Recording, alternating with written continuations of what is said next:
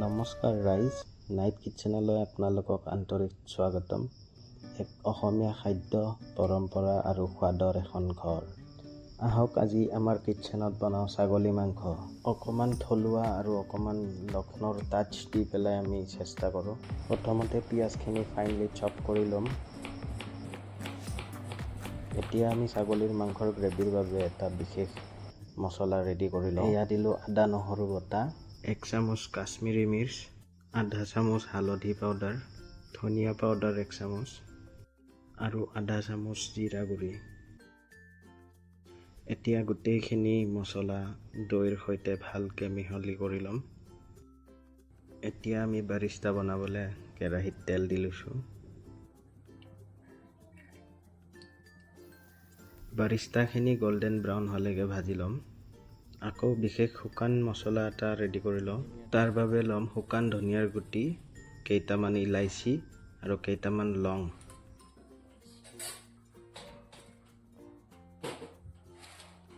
অকণমান ডালচেনি, জাবিত্ৰী আৰু গোটা জালুকৰ গুটি।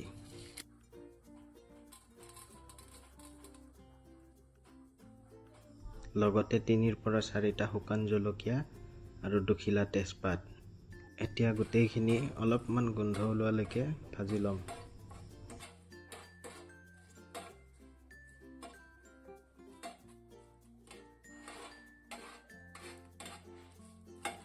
এইখিনিতে আমি অকণমান নিমখ দি ল'ম। নিমখ দিলে মিক্সাৰ গ্ৰাইণ্ডাৰত গ্ৰাইণ্ড কৰিবলৈ মছলাটো ভাল হয়।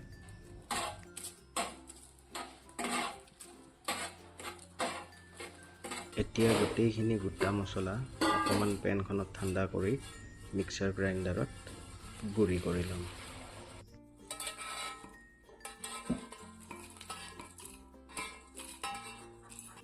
এতিয়া মছলাখিনি মিক্সাৰ গ্ৰাইণ্ডাৰত গ্ৰাইণ্ড কৰি ল'ম। বেছি মিহি কৰিব নালাগে।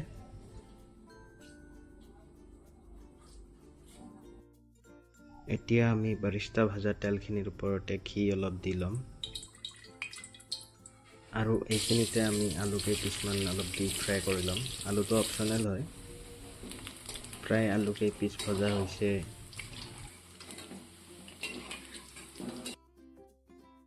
এতিয়া সেই একেখিনি তেলতে আমি ছাগলীৰ মাংসখিনি দি যাম।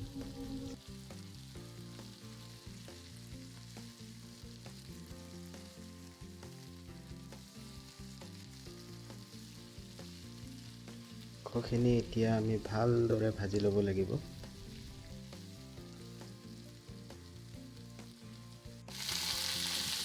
অলপ সময় ভজা হোৱাৰ পিছত আমি ইয়াতে দি দিম পিঁয়াজ, আৰু পিঁয়াজখিনিও একেলগে মাংসৰ লগত একেলগে গলি যাব।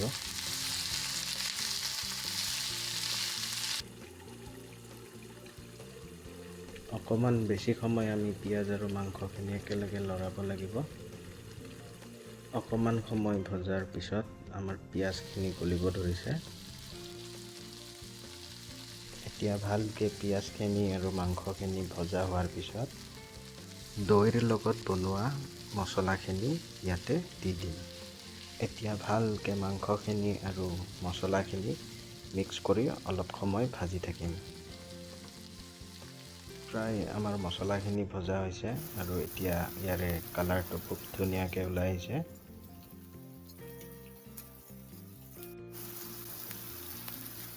এতিয়া আমি লক্ষ্ণৌৰ অলপ টাচ দিবলৈ 10-12টা কাজু মিক্সাৰ গ্ৰাইণ্ডত ভালকৈ পিচি ল'ম।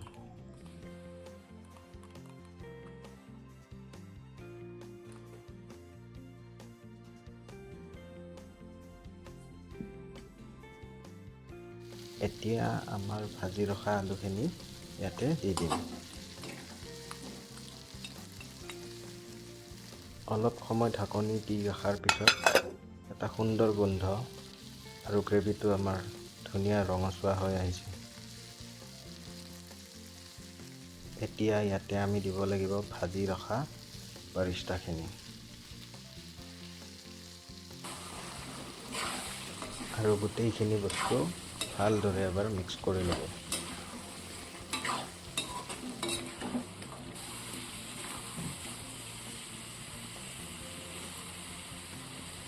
এতিয়া চাগে দেখাত ৰাইচ নিশ্চয় লোভনীয় হৈ আহিছে।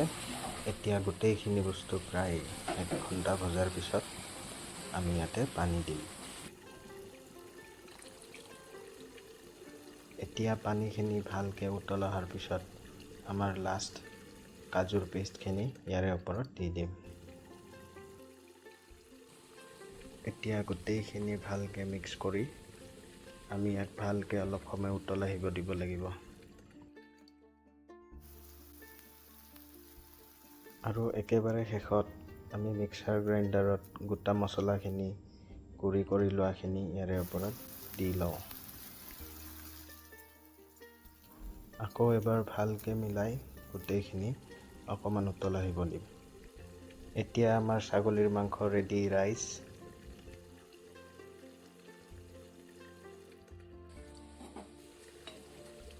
আমাৰ ছাগলী মাংস ৰেডি। এতিয়া খোৱাৰ সময়। এতিয়া আমাৰ পৰম্পৰাগত কলপাত এখিলাৰ ওপৰত কাঁহৰ বাতিত পৰিৱেশনৰ বাবে সাজু। উফ, কিমান যে ধুনীয়া দেখিবলৈ, সোৱাদতো সিমানেই অপূৰ্ব।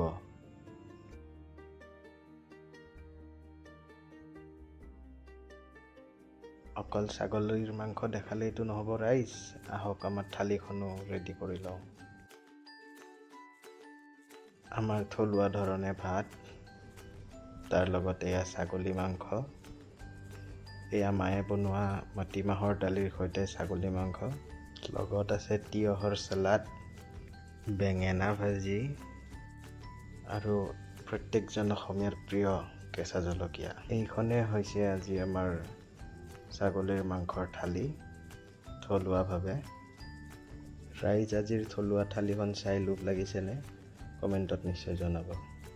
ভিডিঅ'টো শেষলৈ চোৱাৰ বাবে ধন্যবাদ। ভিডিঅ'টো চাই যদি ভাল পাইছে লাইক কৰিব। এনেধৰণৰ থলুৱা খাদ্য সম্ভাৰ চাবলৈ ছাবস্ক্ৰাইব কৰক নাইট কিটচেন চেনেলটো। নিজৰ পৰিয়াল আৰু বন্ধুবৰ্গৰ সৈতে শ্বেয়াৰ কৰক।